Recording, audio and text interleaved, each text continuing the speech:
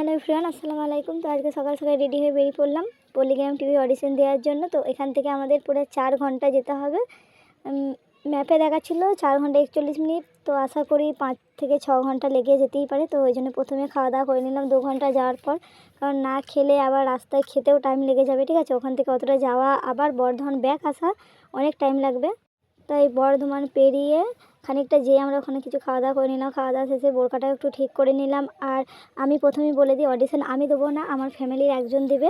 তো আমি জাস্ট যাচ্ছিলাম, আমার দেখার খুব ইচ্ছা ছিল, ওই জন্য আমি ওখানে যাচ্ছিলাম। অনেকে বলবে বোরকা পরেছো আবার অডিশনও দিতে যাচ্ছ, তো ভিডিওটা আগে পুরোটা দেখবে, তারপরে মন্তব্য করবে। ঠিক আছে, আর এটা আমার ফার্স্ট ব্লগ, যদি কিছু ভুল হয়ে থাকে ক্ষমা করে দিও। সবচেয়ে বড় কথা, ওখানে যেতে আমার যে জিনিসগুলো ভালো লেগেছিলো, এই দুটোর ঘাট, এত সুন্দর ভিউ, জাস্ট তোমরাও দেখো। আমি ওখানে কিছু ভিডিও বানিয়েছিলাম, ভিডিওগুলো অলরেডি পোস্ট করেছি, কিছু কিছু ভিডিও পোস্ট করেছি। আমার সত্যি বলছি, এত সুন্দর জায়গা থেকে আমার বাড়ি আসতেই মন যায়নি। তো কী করবো, বাড়ি তো আসতেই হবে, তোমরা শুধু দেখে নাও ভিউ। ওখানে আসার পরই দেখি ফর্ম দেওয়া হচ্ছে অডিশনের জন্য। অলরেডি অনেকে এসে গেছে, আর বাইরে ছিল আগুন, তো আগুনের সাথে দেখা হয়ে গেছিলো। ওর কিছু একটু ভিডিও বানিয়ে নিলাম।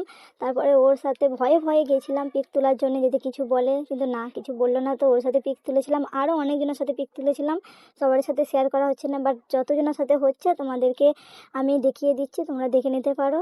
তো বাকি ভিডিও যদি দেখতে চাও এরপরে কী কী হয়েছিল, তো পার্ট 2 আসতে পারে, যদি আমার এই ভিডিওটা পছন্দ হয়।